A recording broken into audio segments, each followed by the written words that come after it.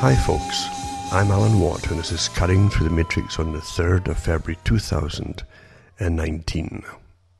And what a week this has been with the weather where I am, Northern Ontario, where it's been giving us lots of snow up this way. And at night too, it plummets like you wouldn't believe. Last week after the Sunday talk, coming early Monday morning, about 3 in the morning I think it was, the thermometer read minus 48 Fahrenheit. And the temperature during the day never got up anywhere near above the 0 Fahrenheit. It was way below it, in fact, during the day. And that's what I've had a lot this winter. In fact, many of the days during the day when it should be a bit warmer, it's actually below the 0 mark on the Fahrenheit scale. So it's been a long winter already. It started snowing here in September, and it might snow up until April, for all I know, maybe even longer. And no doubt about it, to me, the winters are becoming longer and colder.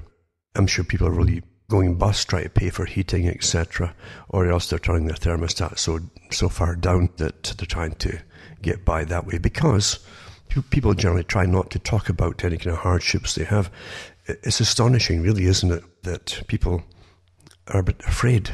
They're afraid to mention how hard up they are at times to each other. Because in the system, it's almost a sign of shame. It's an old tradition in the class system from Britain, I guess, and Europe, to mention that you might be hard up. And that's the unfortunate truth. They find it hard to talk about, like how they're surviving with things going up and up and up with inflation, because we're still paying massive debts now off because of the last bank bailouts in 2008 and 9. That's why the dollars have plummeted, especially in Canada too, because we got special drawing rights, remember, from the bailouts from the US Federal Reserve. For those who didn't know that, Canada was bailed out and all the top banks were bailed out. And they were given special drawing rights from the US Federal Reserve on the condition that they have so many years to pay it back with massive interest. And that's why the dollar is plummeting in Canada. It's a fantastic system, isn't it, where they're all so interlaced and interfaced, these banks across the planet, that you all get punished eventually. All the public get punished all the time, of course. That's what you're there for. You get plundered each time banks have overdone it, whatever they're doing with their lending and so on, and bad bets, etc. And often, too, I think it's really planned that way. They know what they're going to do. They know they're going to get bailed out. And they go on a plunder spree, basically, until they collapse things. And then they plunder us again when they're given huge bailouts. It's quite something, isn't it? At least twice a century this happens. And it's normal to be robbed twice a century, sometimes more, by the big banking systems. And when one country, for instance, overdoes it even more than others, and causes starts off the spark of dominoes falling across the world, we end up going back to those same countries to borrow money from them, because we're all interfaced, as I say, and we're broke as well. Quite a system.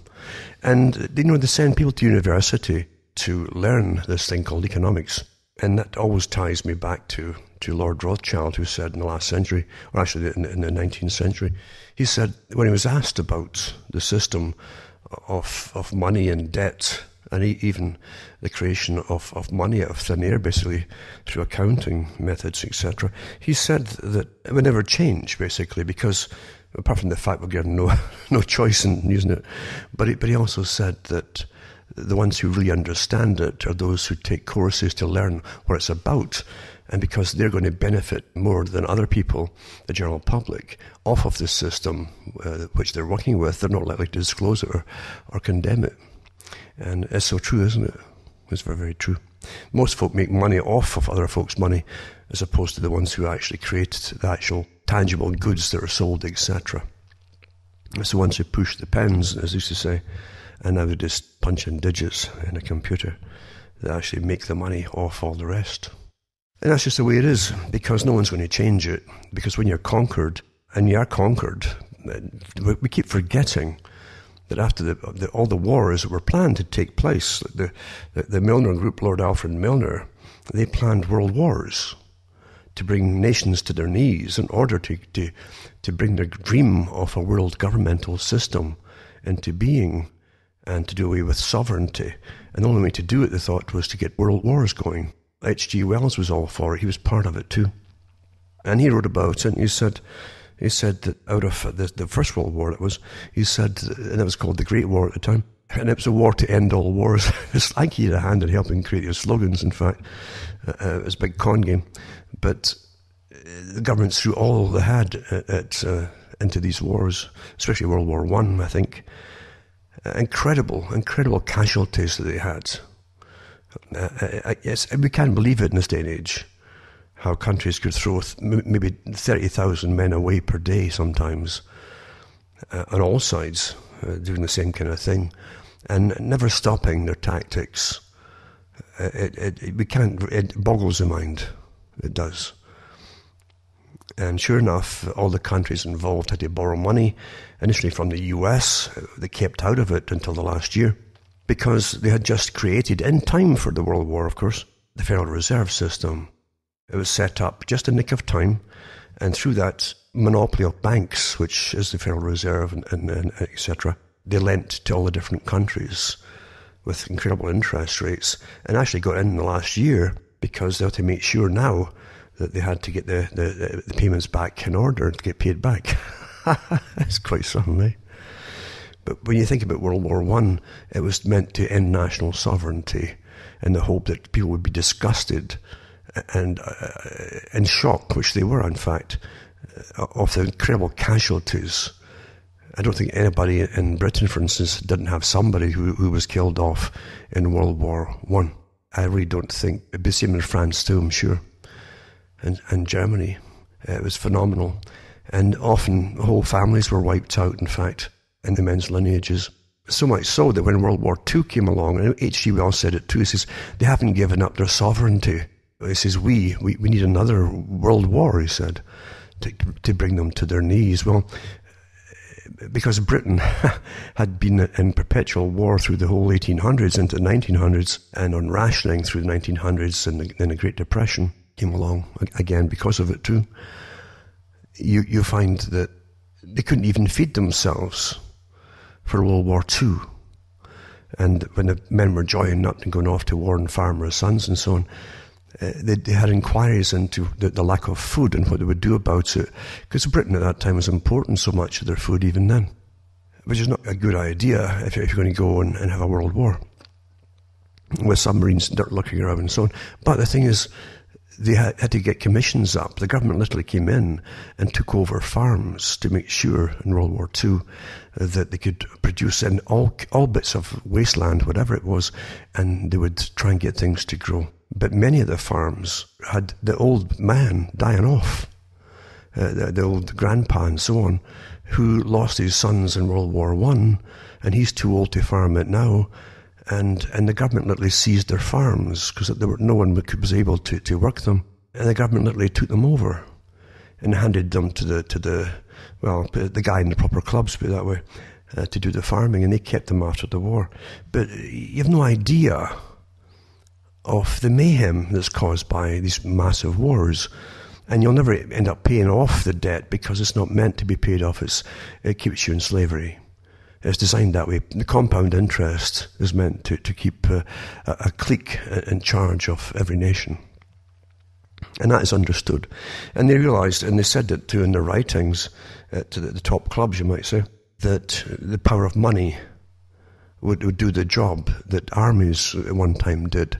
They could threaten countries, they could withdraw money and close down countries, they could starve people to death by withdrawing money, or using embargoes like they do at the United Nations. That's all part of the same system that came in. And you've no idea the power of money. We're all subject to the same con games where there's no point, even if you have money to save up, trying to save it up, because the banks will constantly collapse every so often, and bingo, there goes your money, and they won't give you any interest on it anymore. And they've trained you in no time at all. Since 2008, it's quite normal to get no interest back on any savings. Isn't it amazing how fast we adapt to their con games, eh? And at the same time, money controls all nations, because your governments are constantly borrowing too, and that's how it's set up. Governments are meant nowadays, that's the normal, to borrow money on constantly and put the public down as the guarantors to pay it off. So we're basically slaves. And there's no point really. People put money into retirement schemes of all kinds. Some to try to save money on taxes, etc. But if they pull out ahead of time, and their fixed times, they're penalised sometimes by half or 50% or even more because they're naughty. Those companies, insurance companies, want your money, but they don't really want you to get it back. In fact, they hope you'll die before you can collect most of it. That's what pension schemes are about. It's phenomenal. But even the con games they use, well, you put so many dollars in every month and of your paychecks, and one day, you can by the time you retire, for every dollar you put in today, right? In 20 years' time, 30 years' time, that dollar won't buy you a box of matches.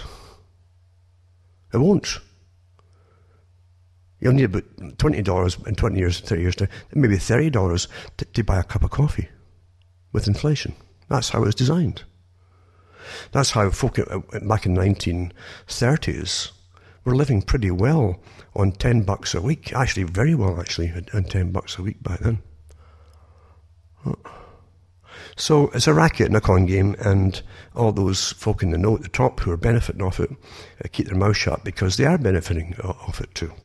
It's very much like, I think it was Chrétien in Canada who became Prime Minister, who immediately after being elected, if that's indeed, whatever elections that really are in reality, it was a shoo-in, as they say.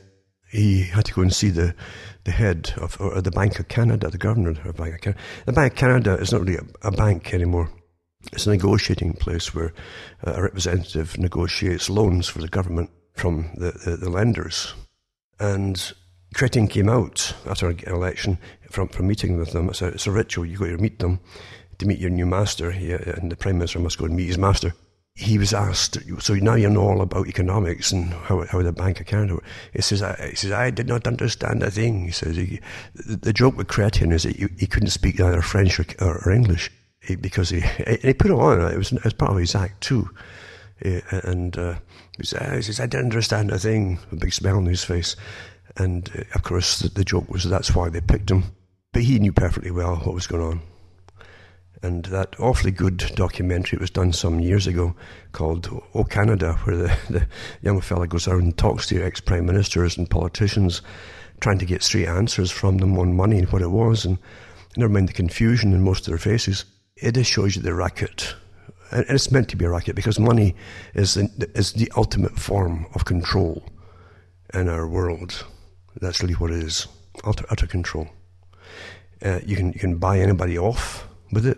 Countries are brought down in fact, you can buy generals in different countries for coups. There's nothing you can't do with it. So you can starve people to death, even if they have products to sell, or oil, like Iran, for instance, and other countries. When they get embargoes put on them and can't sell off their oil, they can't get money that way to buy other things. So this medium of exchange, as they call it, is a very, very important thing. And so those who control it all, and there's a clique, there's a World Bank, remember, private organization, that supposedly is a lender of last resort to the whole planet's central banking systems.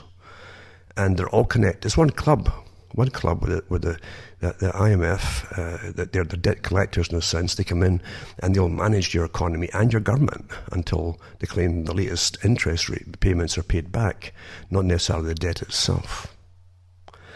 And they cut your health care and everything else when they're doing it. And that's just too bad, they say. That's how it is. And even Alan Greenspan himself, he's up on YouTube somewhere saying talking about the actual US Federal Reserve. He says the government can't do anything about the Federal Reserve. It's a completely separate institution. And what he was also inferring is that it was at a special status, very special status, different from other corporations. So we're living in a world of make-believe, but yeah, getting back to the wars and the world wars for the elimination of complete national sovereignty. And the same group that brought you the wars, and they did bring you the wars. They boasted about it before these wars happened, and the necessity of having them, world wars, to get everybody involved and bankrupt. and how they'd all come together under global authority. And they hoped that the League of Nations would be the embryo for a world governmental system, and that morphed into the United Nations. It's not democratic. It was never intended to be democratic. And the Club of Rome, a big think tank for the global elite, who came up with the idea of using famine, global warming, desertification, drought, all that kind of stuff as a scare tactic. He says that would fit the bill. We'll blame humans. Humans are the enemy of survival, basically, for the world. And that would fit the bill. And they said, well, the Club of Rome said the same thing, that democracy is inadequate. It will not work. So the elite who use democracy because they want to have the mob on their side, and if you get belong to any group, I'm sorry, you're part of a mob. It's true. If you cannot go along and say to yourself, well, you know, it's better than, I know it's bad, but it's better than those guys over there. If that's the best you can do, you really deserve what you get. Honestly. Because every mob is controlled by they call it the deep state. There's many names for the same thing.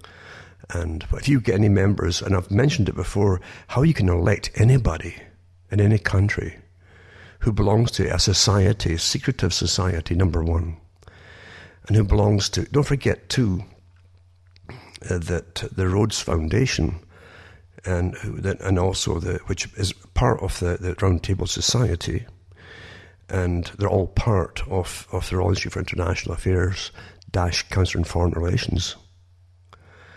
How can you elect people who have already sworn allegiance to a different system, a private club, you might say, with incredible power across the world?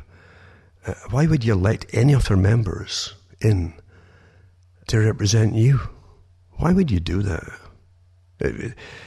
You know why you do it? Because people fall for basic, pithy little slogans. I feel your pain. That was Bill Clinton.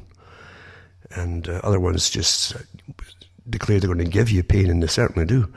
But that's the reality of politics. It's slogans. You get a packaged product, all wrapped up with public relations, big money, to sell it to the public, and you buy a myth, a phantom, basically. And the same group are always there behind it anyway.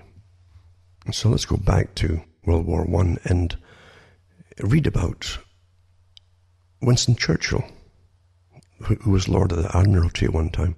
And he came up with this plan, supposedly, of sending troops out to the Dardanelles, it's called, which would be a strategic point for the furthering of war across, which eventually the Middle East.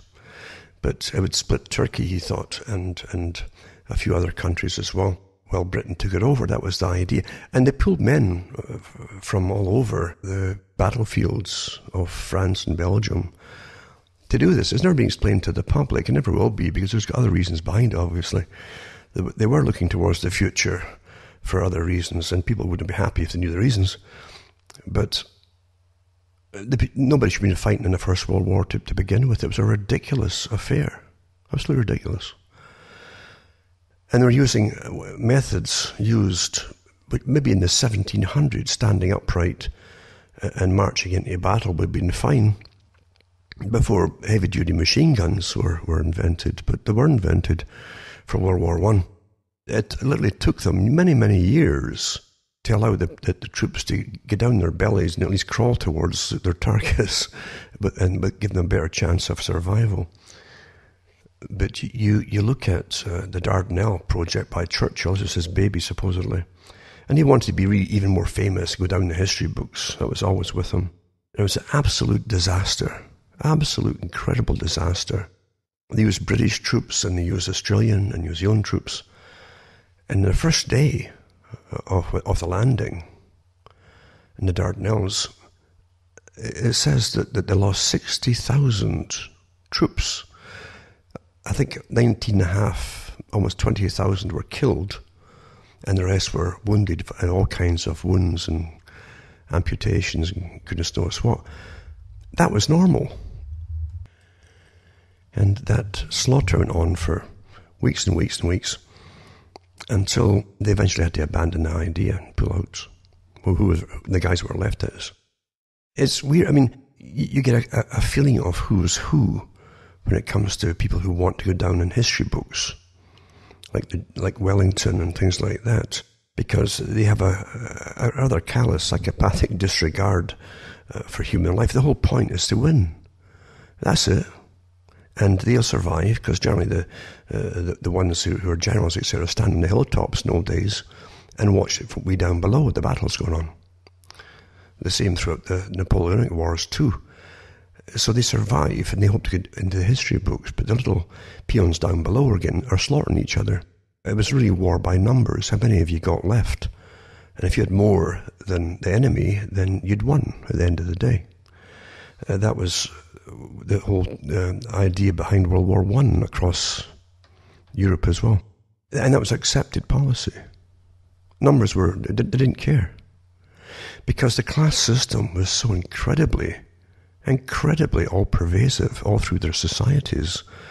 It was just your duty to go off and get slaughtered without thinking too much about it. And if you did survive, you might get a little tin star, maybe a peg leg or something to go home with. That's the reality, that's the truth of all.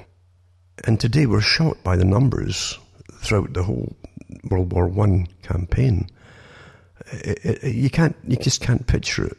Daily, multi-thousands of people per day being slaughtered. We honestly can't picture that today. Today we'd be horrified. But back then, they had trained the public that it was their duty. Mind you, a lot of them didn't have much to go back to in the first place, honestly. But that was, again, H.G. Wells said, we need world wars to bring nations to their knees. And he worked for the Fabian Society, and the Fabian Society is part of the Royal Institute for International Affairs. They run the right wing and the left wing. If there's any wings out there, they run it. They've got their leaders running it all. That's how it's done. To manage any change in the future and to get it happening, you must create the sides, and you must make sure your own people are there to guide them in their conflicts, to bring them to right conclusions. And you win. You can't lose that way. This real dialectical technique. And today, with gender politics and all kinds of politics, you've got lots of psychopaths getting coached, going in, because they'll say all the right things for their particular following. And believe you me, if it was more lucrative to change their mind and go to the other side, they would do it. That's what psychopaths do. They change parties very quickly in their own interest. Winston Churchill did that himself, actually. And Churchill, this great guy, who really, there's a long story behind the Churchill family, but he helped Lord Mountbatten during World War II with a plan to raid Dieppe in France. And Mountbatten was to be given as his baby because he wasn't doing much. And he wanted to be in on in the history books too. And so he got himself permission from Churchill, who helped to organise it too and plan it, to get Canadian troops trained up and ready to invade Dieppe as a test, many thousands of them as a test for invasion. And they had reconnaissance, aerial reconnaissance and so on, for days and weeks and so on. And they knew eventually that the Germans, because the Germans got wind of all, and they fortified that all along the coastline there. And they warned Churchill and Mountbatten that it would be a mass slaughter because it was so well fortified now. They wouldn't listen. They went ahead anyway. And it's like telling, don't forget that Winston Churchill, to the day he died, had rooms full of toy soldiers in traditional battle lines for old wars and so on. This was his hobby. And he saw real people, the peons, the same way as these little soldiers. Honestly, that's what it is. And Mountbatten was the same. So anyway, they sent, I can't even remember how many thousands of soldiers to mass slaughter Dieppe. And absolute tragedy it was, because they all avoided, no problem at all. And all the intelligence, and lots of intelligence, all was adamant that there would be mass slaughter because it was so heavily fortified. But they wouldn't listen. They wanted to get their names in the history books again. What I'm trying to get at here isn't just to do with this kind of war. The people who run the world and have the big club at the top, through the banking system, with the organizational system of, as I say, a kind of semi-secret societies based on the Jesuits, as Cecil Rhodes said about the Cecil Rhodes Foundation and the Round Table Society. That's what he said. You can read up yourself in his own will, last will and testament. He put all that in it too, to bring about a world governmental system, and they merged with the Lord Alfred Milner Group, which became the Royal Institute for International Affairs private club, and the branches across the world, especially in America, called the Council on Foreign Relations. Anyway, the whole point of it being semi-secretive, they didn't want the public to know of how they're really being governed. They would give you a fake reality of how you're being governed, and that's what your politics happens to be. And you do see it once in a while, when these so-called champions of democracy, they keep telling you about democracy. Well, they don't believe in democracy. And Margaret Thatcher said it's the same thing. When she left politics, she was brought in to be a technocrat at the Royal Institute for International Affairs, and she was open about it. In a newspaper article, she said, I can now get things done across the world. I know the ex-politicians and heads of state and so on. I can get things done for the big goal of the world. And that's when the things were really done, because they're not responsible to the general public. She said that too. But again, as soon as they say that, people don't remember. They go right back to politics, for the general public, and it's all emotive stuff, and you fight for it and so on. And before you know it, it sounds like chaos, because they've split society up into so many diverse little segments, and pushing victimhood everywhere. You know, if you're not a victim of something, or you don't claim to be a victim of something, you might be the best victim of all, but you don't claim it. You've got no power at all in today's society, because that's what the front groups are all about, creating the victim societies. And once you claim you're a victim, then you can do the unthinkable. You can really project hate at whoever else is across the room from you. And that's what it's about. It's who's allowed to hate and who isn't. That's really what modern society is about. You're in a very delicate position and situation, I should say, and time, because it's planned that way. The chaos is all planned. Out of it will come the new order. The Club of Rome are well aware of that, because, as I say, they speak on behalf of the elite, and they've got lots of articles out in their own books as well, saying that democracy is just too slow, doesn't work, and you'll need exactly what the CFR, Royal Institute for International Affairs, the famous society, have always said, in socialism, that experts must run the world for the lives of every single individual. The expert class and scientific class must run the world on behalf of the dominant minority. So that it's all out in the open. And having said that, as soon as some politician opens their mouth to read some pre-prepared script written by scriptwriters in an emotive way, because written by marketers and so on, the folk go crazy again. They forget what you've just said to them. You forget the evidence they can even go and look up for themselves. It's just too easy to tweak the emotions, isn't it? And when people are running on emotions, they don't listen to common sense. And they're blind to reality. And it's like a bull in a red rage, as I say, with anger. That's what emotion's meant to do. But it's just too easy now, with so many university students of all different kinds, groomed for positions as leaders, for all kinds of groupings and splinter groups, off splinter groups, to make sure that everybody's catered for, so that no people can ever get together collectively to fight anything. It's not rather wonderful? But people think it's all coincidence. The art of ruling people is very ancient, and it's never been lost. It's simply been added to.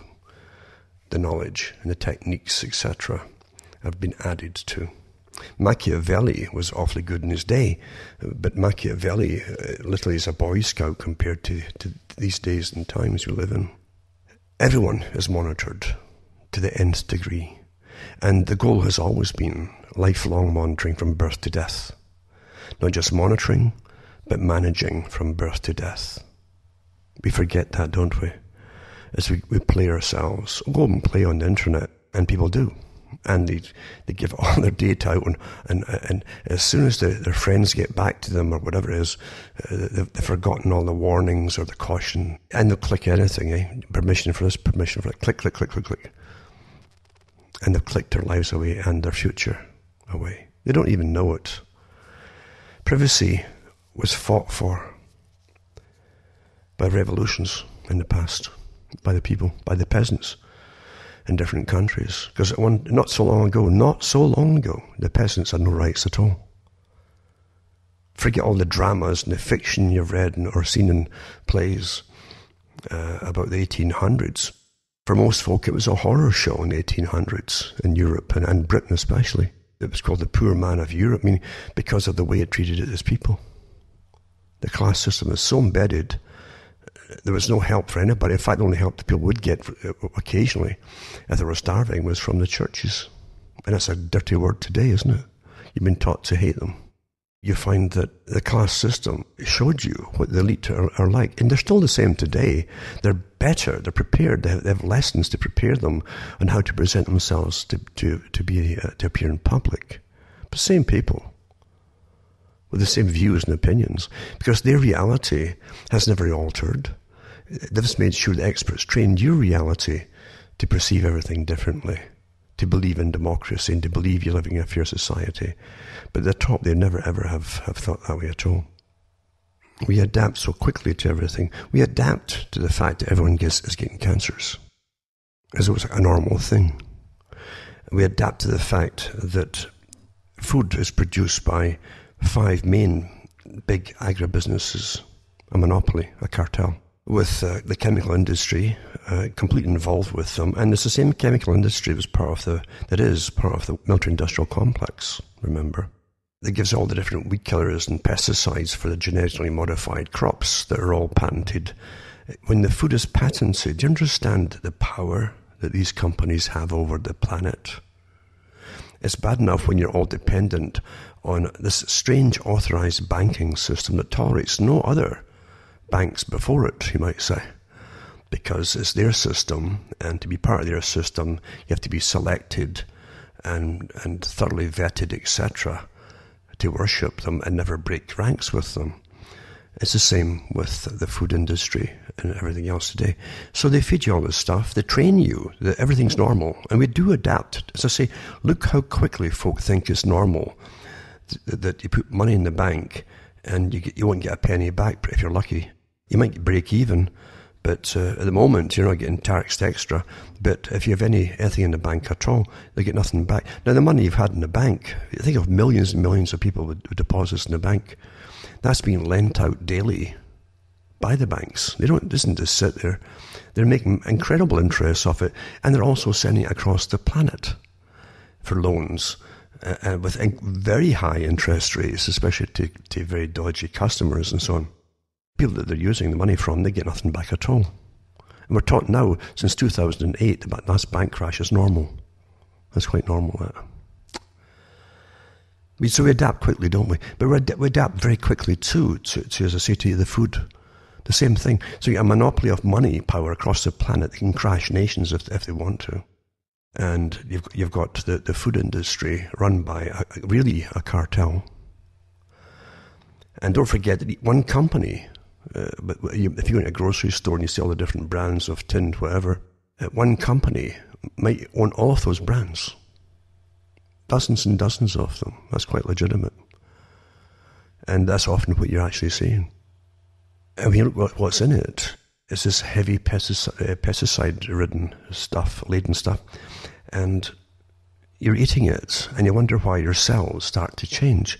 And it's been known for almost for about 60 years now, that different cancers are caused by different things. Radiation is one, naturally.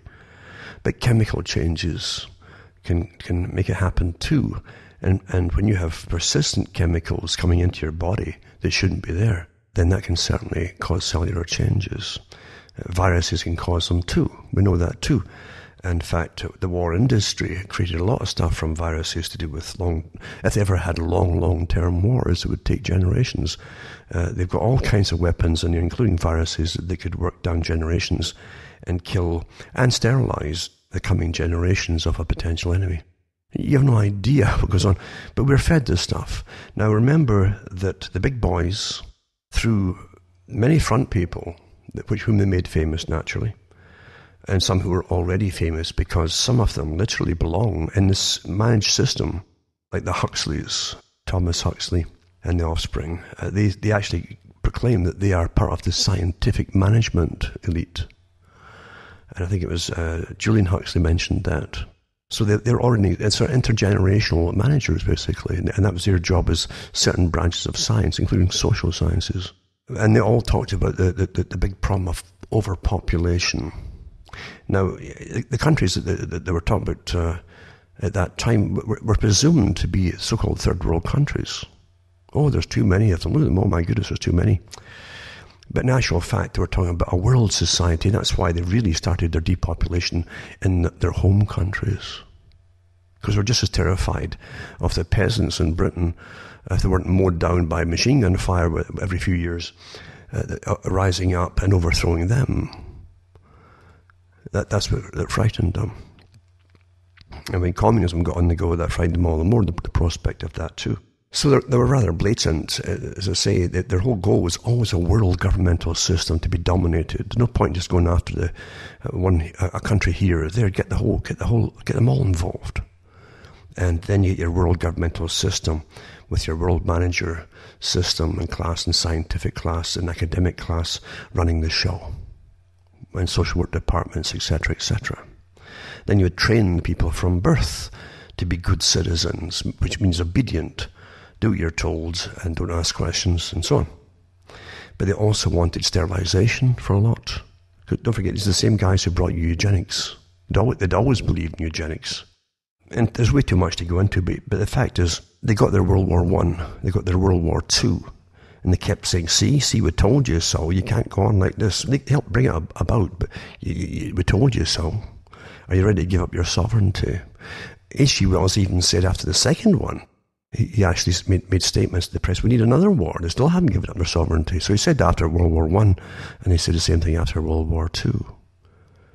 But he made it quite plain that the goal was always a world governmental system. Part of the planning techniques he put into some of his other books as well, like A Modern Utopia, including sterilization of the unfit and the unwanted and the unnecessary, basically. See, that's what the whole thing, you're unnecessary. And with progress, more and more of you become unnecessary. And farming back then, don't forget farming back then, they kept saying, and the United Nations said it too when they came in, but they said it, they only copied what they said long before that. It's too important to be left to farmers. And if you want to control people, and you, even if you had a good slice of the market, you controlled a good chunk of the market, and could control the food supply and even withdraw the food supply. If there's any independent ones out there at all, the peasantry could go around them and maybe get some food for themselves. The whole point is total control. Then you can't get food anywhere. That's what they want to bring you to. Don't forget that Canada, quite a few years back now, passed a law to make it illegal for Canadians who have furnaces, forced air furnaces, oil-based, made it illegal for them to purchase oil to heat themselves in the winter without a government-approved inspection. That means they can come in every year at your home, and if you don't like this or that or whatever, you have to buy a new this and a new that and yada yada yada. And systems that were perfectly fine and weren't fine for generations suddenly are obsolete, and you need new tanks every so many years at $2,000 a piece to hold the oil, etc. They always make sure that their own businesses make a fortune out of the control they put on top of you. But to basically forbid folk without this license, get a license to heat yourself. You understand what it's all about? And you global warming and global cooling and all the rest of it. Do you understand what it's all about? And then food control, that's coming down the pike now too. I hope you do understand what it's all about. As I say, the ones who created the world wars, and who helped foment the action against country, and who profited mightily up to the present day off those wars because you're still paying interest of them. They're still in charge today, and they see you as the same peons that ended up in Gallipoli or wherever the wars they had, or in the Western Front in Europe and France. They see you exactly the same way. They're not as arrogant in public as they used to be, because they've been groomed and given basic training on how to act. But they're still the same. And they'll tell you, when you meet them and you have little chats with them, they're quite open about it. There's too many of the peasants, the people, no, we don't need them anymore. Yada, yada, yada. They're taking all our resources up. We can't survive as a species down the road, and meaning they can't survive as a species down the road if you're all surviving too. Quite blatant about it. But they give you the fronts, which is, it's to save the world, we're going to take all the rights off you. To save the world, you've got to stop heating yourselves because it's causing carbon. You can't have that. Better freeze to death, for the good of the planet. You understand the incredible behavioral psychology that's rammed down our throats from everywhere you look, even the movies and children's books for children. They make sure that's all embedded in it.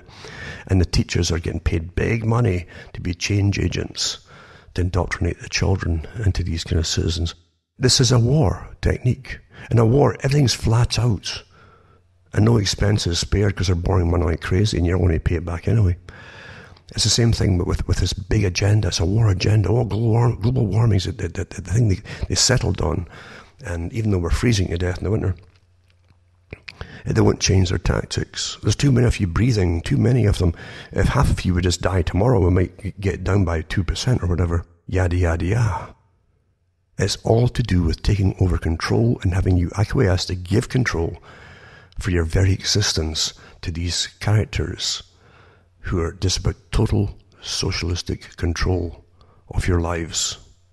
And your thoughts, by the way. They aren't stopping at what you eat or how you heat yourself or anything like that, including what you think. It was all planned a long time ago. Bertrand Russell said it, and he was a big planner for this agency.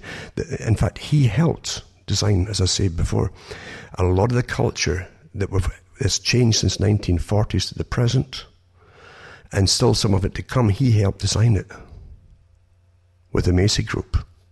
And the other groups they've actually published all the organizations he was authorized to work with. And he was rather blatant about it. Lord Bertrand Russell, right? Quite something. Now, one of the books he wrote was called The Impact of Science on Society. I used to read parts of his books years ago on the air to show you how old this agenda is. And it ties in with your food today, your vaccination, all this kind of stuff. It ties in, folks, ties in. The Impact of Science on Society, page 50, he says, Fichte laid it down that education should aim at destroying free will, so that after pupils have left school, they shall be incapable throughout the rest of their lives of thinking or acting otherwise than as their schoolmasters would have wished. But in his day, this was an unattainable ideal. What he regarded as the best system in existence produced Karl Marx. In the future, such failures are not likely to occur where there is dictatorship. He's talking about the need for dictatorship, you see. Diet, injections, that's your vaccinations, and injunctions will combine from a very early age to produce the sort of character and the sort of beliefs that the authorities consider desirable. And any serious criticism of the powers that will become psychologically impossible. So you wouldn't be able to criticize anything at all. Even if all are miserable, all will believe themselves happy because the government would tell them that they are so. A totalitarian government with a scientific bent might do things that to us would seem horrifying. The Nazis were more scientific than the present rulers of Russia, and were more inclined towards the sort of atrocities that I have in mind. They were said, I do not know with what truth, to use prisoners in concentration camps as material for all kinds of experiments, some involving death after much pain. If they'd survived, they would probably have soon taken to scientific breeding. Any nation which adopted this practice will, within a generation, secure great military advantages. The system, one may surmise, will be something like this, except possibly in the governing aristocracy. All but 5% of males and 30% of females will be sterilized. The 30% of females will be expected to spend the years from 18 to 40 in reproduction in order to secure adequate cannon fodder. As a rule, artificial insemination will be preferred to the natural method. Now, so much of what he's saying here is exactly where all your tax money's been going for the last 40, 50 years. Hasn't it? Think about it. So, he's on about Fichte, talking about what he mentioned, but that even that was inadequate, you said. So, diet, injections, and injunctions will combine from a very early age to produce a sort of character and the sort of beliefs that the authorities consider desirable. And then a serious criticism of the powers that will become psychologically impossible. Now, that ties in with all the articles, even some today, I'll put some links up, to how the system they've brought in, electronic system of communication. And don't forget, communication is something that they always have worried about from the dawn of time in governing classes. If the peasants start to communicate, then you have to nip it in the bud in case they end up having rebellions or whatever, or have incredible spy agencies to collect all the data on who's saying what, and to punish those who are saying certain things, always. And today they've made it with giving you about 25 years or more of the computer, making it indispensable for all kinds of business and so on. They're already censoring people from saying certain things now, quite openly. That's not it's the same agenda here. It's the same agenda. And Russell himself talked about using credits given out by the state for pay, basically. Like a basic income for everyone, deposited in your accounts. And if you were disrespectful of the system or the governing system or whatever, or complain about anything, they would simply withdraw your ability to withdraw your credits every month. So you couldn't pay your rent or buy your food or anything until you down your knees and apologised and paid your penalty, etc. Well, we're here, folks. You've got the exact same system where you're taken off the air, or you can't communicate to people electronically for X amount of time, like a penalty, like a prison penalty. This is a new justice system if you haven't quite got onto it, folks. And it's judge, jury, and executioner all combined in one. You have no say in anything.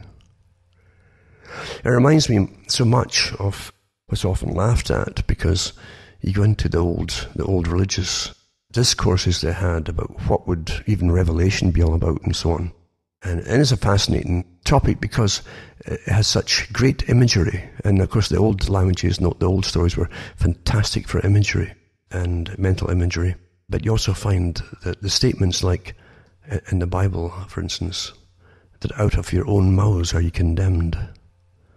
So if someone's twittering and tweeting all over the place, and you're seeing that, and bang, they're getting pulled off for this and pulled off for that, and because of something they said.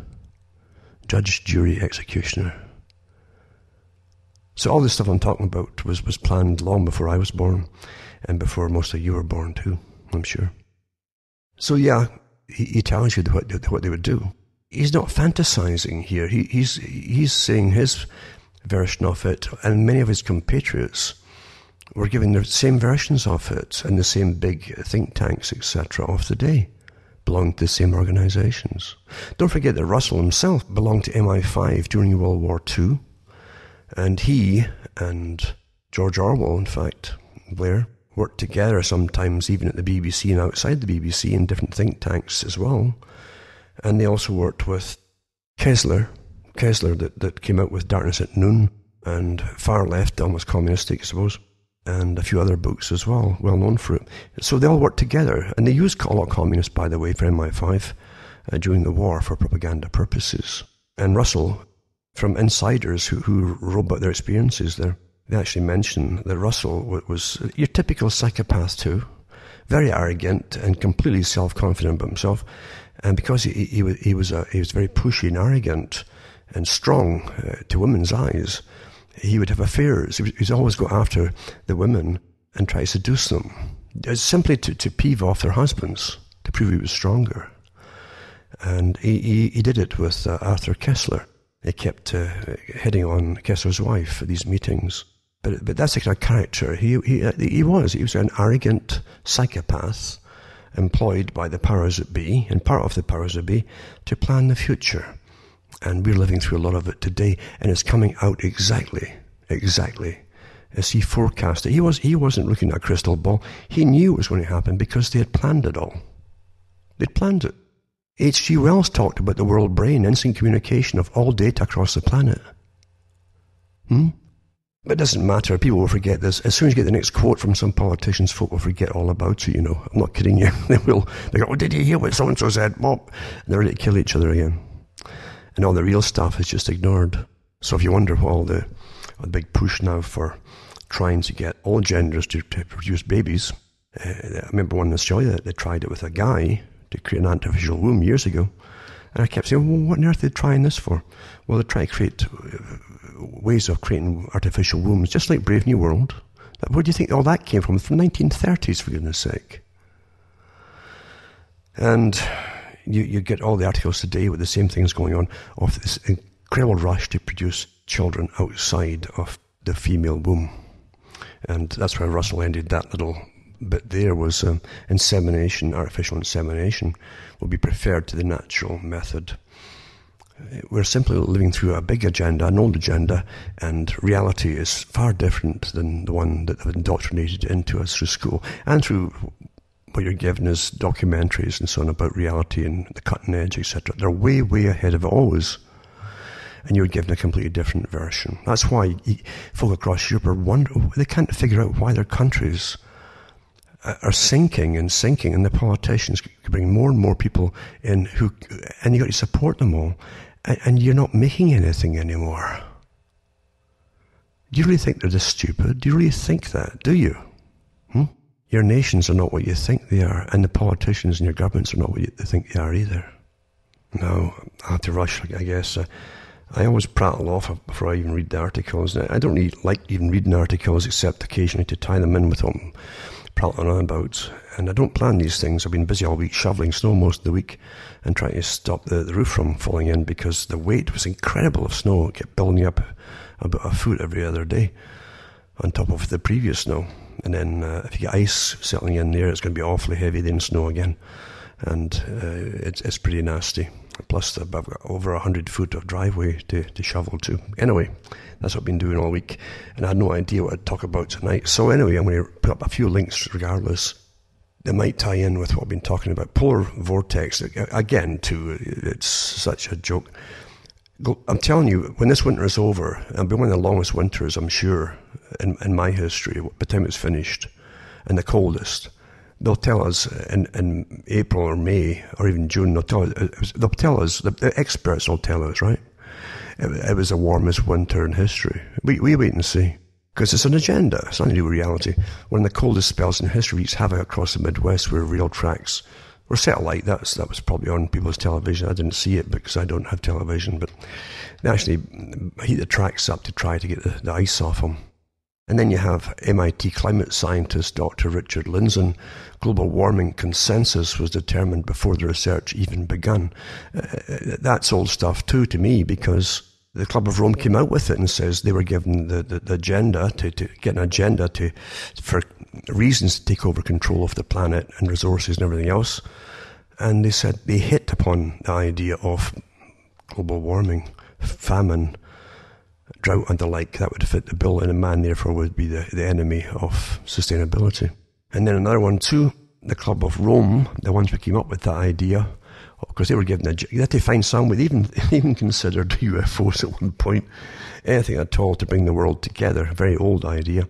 Some presidents mentioned it, some prime ministers in Canada mentioned it too, that if we were only invaded by people from a different planet, we'd all come together, and then they'd have the global government, you see. But of course, it's much better to get the weather. We didn't fall for the UFO invasion stuff. So the Club of Rome Climate Emergency Plan, I'll put that up too for those who care about it. Now back to control, food and all the rest of it. Food in the Anthropocene. This is the EAT Lancet Commission. The Lancet, and that's the British Medical Journal. It says the Lancet Commission on Healthy Diets from the Sustainable Food Systems. They've now got committees together to try, because everything in an expert-controlled society has to have divisions, you see, of different sciences. So now you've got the doctors involved in what you're going to eat and what you'll be allowed to eat down the future. And you will be monitored. They've already turned out the machinery to monitor you like crazy on what you're eating and buying and so on. And you will be controlled. They mean it when they talk about a totalitarian system. Doctors demand total control of global food distribution to solve obesity, hunger, and climate change, even though we're getting obese because they're not getting the proper nutrients as well. We know that as well. Plus, they've got all the bisphenols of all kinds of things from the pesticides, and it's affecting genetically. Of course it is. Another one, too, a family was watched through Nest security cameras, for those who don't quite know what's going on with all their wonderful security systems. And how there's nothing out there that cannot be hacked and is hacked. And you'll find, even from the Vault 7, I think, that WikiLeaks came out with, and you saw what the CIA could use, and Emma and all the rest of the big boys, and how they could hack your car and make it go off the road, and so on, you know. I remember, too, a few years back, when there were, with newer accelerator pedals in cars, there were certain cars were getting locked on, where their accelerator would just go down by itself and stay there because they don't have the cable anymore. It's all electronic positioning. But I'll bet you anything, I wouldn't be surprised if that's what they were testing. And unknowns to the drivers, we're constantly being studied as they test these different things out in the public. But anyway, there's people using their own home security systems being hacked like crazy. And there's been a lot of money on these security systems. It's phenomenal. Another one, too, is a 10-year challenge a boon to Facebook's facial recognition technology. This is an incredible intelligence agency, isn't it, running Facebook? And it always was from the beginning. They always give you the front people who they claim, they make you believe in the mythology, but these are all planned long before they even pick the person to front them. It says the 10-year challenge was all fun and memes until last week, after a tweet moved thousands of people to worry. Are we unknowingly helping giant corporations to improve their algorithms for biometric identification and age progression? Of course you are.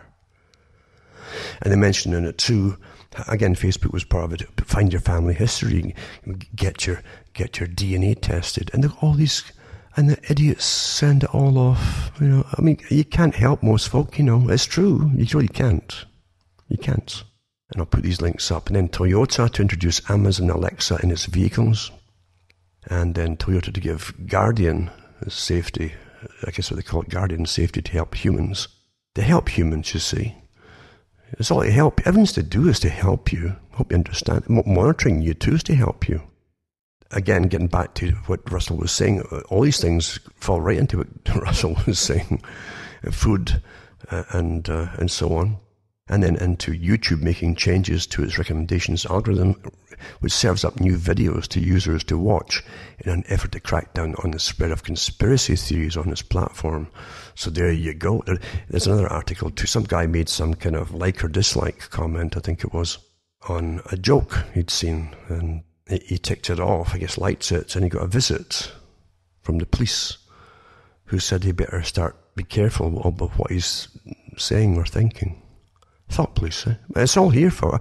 I said this 20 years ago. I said be a 20-year span you would get for the computer as they made sure that everybody would get onto it until it became indispensable, and then they start taking away the freebies and eventually, by the time you caught onto what it was all about, you wouldn't be able to give it up anyway. So I'll put these links up. And then another one too is cannabis use and risk of prescription opioid use disorder in the United States. For those who think it's all fun and games, some good articles actually, because it's not the old. This isn't the old cannabis. It's been 20 odd times, maybe 25 times more potent than the old stuff from 1970s. And it's got lots of documentation from the medical authorities and studies. And of course, all that will get brushed under the carpet because of the incredible profits that people are going to get. Plus, it's going to keep everybody drugged, drugs, injections, and injunctions, etc., and diets, of course. Also, now that we're on a roll to depopulate fast now, we've got to speed up now. Catholics want New York's government Cuomo to be excommunicated for his abortion policy, because now they can kill a baby up until it's actually emerging, I think, the last day. So aren't we really humane? Isn't this progress? As life is completely dehumanized until we're, well, we'd holler and scream if we did that to animals. But isn't it amazing we've been trained to abhor ourselves by our masters? New York abortion bill alarming in every sense, it says. And it's got a bunch of other US states that are jumping on the bandwagon very quickly. It's all prearranged, naturally, and you're seeing the effects of it now. And Vermont introduces radical bill to protect fundamental right to unlimited abortions. This goes on and on, really. But it doesn't surprise me at all. It really doesn't. And I read this article too. It says 6 Tanzanian children killed for body parts. And that's reading other stuff too about abortions. And they sell the abortion parts off, across the world. You don't even want to go where a lot of it goes to make people young and so on. You don't want to even go there. But then when I read this article on Tanzania, it says 6 children in southwestern Tanzania have been killed and had their ears and teeth removed, authorities say. Some of the bodies of the children aged between 2 and 9 years old were also missing limbs. This is all about superstitious beliefs, and many believe that they will get help from witchcraft. Niombe District Commissioner Ruth Musfiri said, police have detained one suspect, close relative of the children who were from the same family. 10 children in all have gone missing in Niombe since the beginning of December, and 4 have been found alive. Correspondents say that some witch doctors in the region tell people that human body parts have special properties that can bring them wealth and luck. Now, this is from the BBC. We're talking about.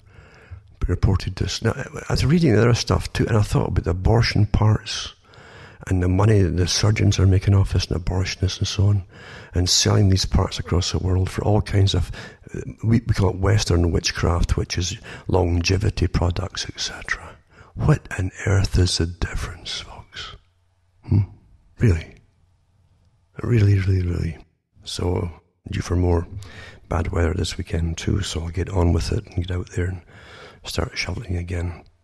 It's not all gloom and doom, naturally, but it's for those who can handle it, who can handle the bad news without cracking up.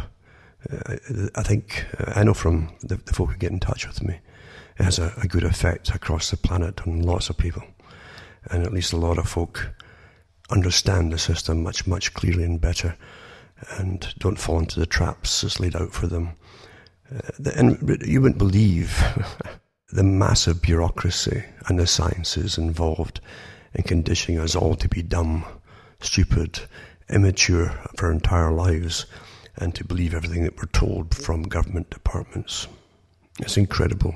And Russell said it too, remember, that everybody in the world will believe, no matter what country they live in, that they live in the best country in the world, and with the best healthcare and the best this and the best that, simply because their government will keep telling them so. And isn't that the way of it? For myself, Alan Watt from Ontario, Canada, it's good night. And may your God or your gods go with you.